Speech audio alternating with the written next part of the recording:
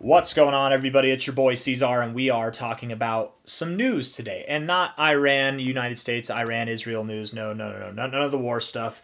We're going to talk about stuff that's directly pertaining to crypto and what I think is actually just a big deal, big headlines. And when you think about it, it's like, why the hell is anybody bearish right now? Anybody who's bearish, look, okay, not financial advice, not a financial advisor. I can be wrong. I've been wrong before, I'll be wrong again, right? But anybody who's calling for the bull market to be over, anybody who's calling for the bear market to begin, anybody who is calling for prices of Bitcoin to go below like $95,000, take them into take note of their action right now and what they're saying, okay? You take action and take note of what's going on. These people are emotional, okay? Whoever they are, YouTubers, people on X.com, personalities in your Discord, whatever, take notice that these people are emotional. They are being played by their emotions. They'll see it after the fact. Everybody does. Everybody sometimes, everybody succumbs to their emotions at times, right? It happens.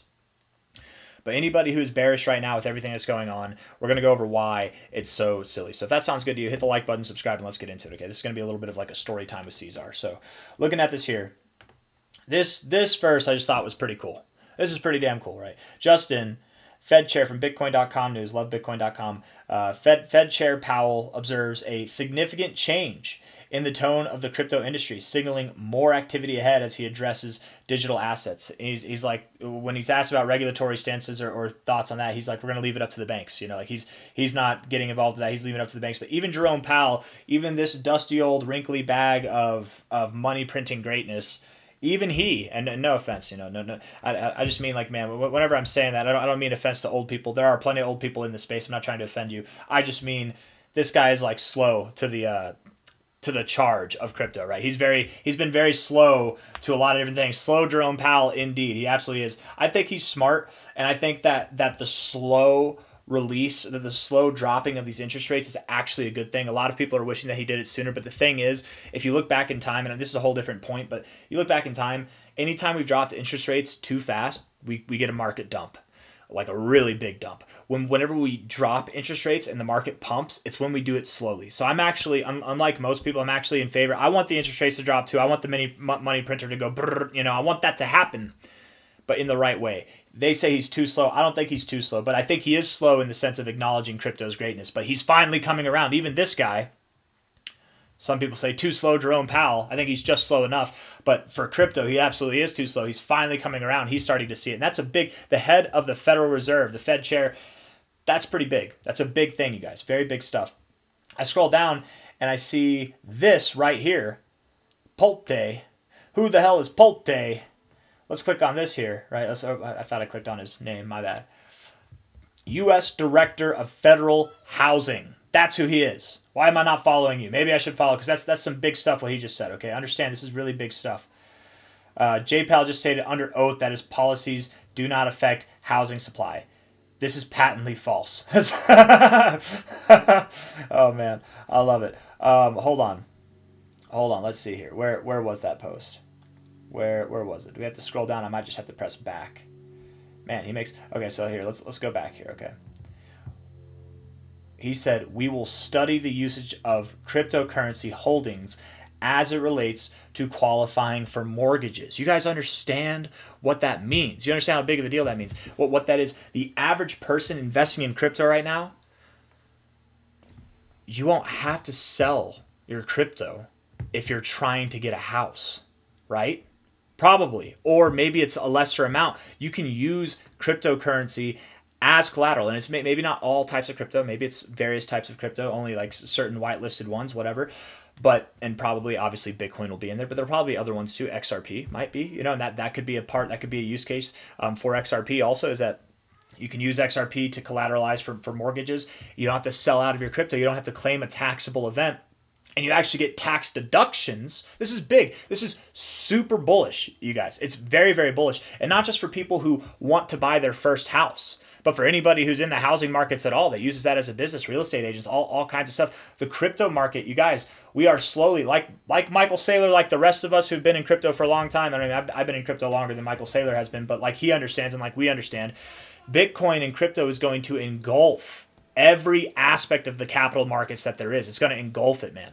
And the real estate market is a very big well that we're about to tap into.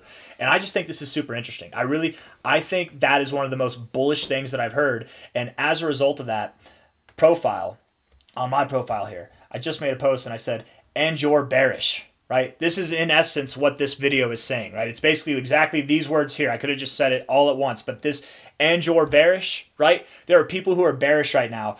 There are billions of dollars being put into Bitcoin, let alone the rest of the crypto space, just Bitcoin, but the rest of the space as well, every week, from institutional players, from high-level entities, from countries around the world and government figures, people that have a lot of like very deep pockets, right? That's happening right now. The housing market is getting involved with cryptocurrency, right? Jerome Powell is talking about the tone of crypto changing. He slowly does things, right? He's not just going to say all of a sudden one day we're very bullish on Bitcoin. This is the first step though of saying that. You've got all this positive stuff going on, and you're focused on Iran and Israel, which is not a new war. This has been going on since before I was born, since before most of you were born. This is not a new war. This is nothing new.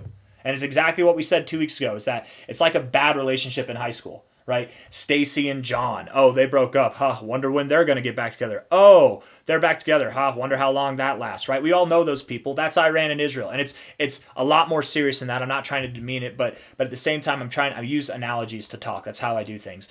And this analogy is saying that this is nothing new. It's not. People talk about this being something unexpected, and shame on all the people who are talking about it promoting World War III. I never thought it would promote World War III. I think hopefully all of you have learned now that the media, and you should know this by now, but the media does not actually care to tell you the truth. They hear something of a thought of a fart in the wind that gives them fear that World War III could happen. They're going to blow that up because it engages you. Fear is the most engaging thing, not good things, fear. And there's a lot of good things going on right now, but they focus on the fear for a reason. It's to engage you. It's to distract you from the real stuff. The real stuff, you guys, that crypto is in the most bullish posturing that it's probably ever been in its entire life.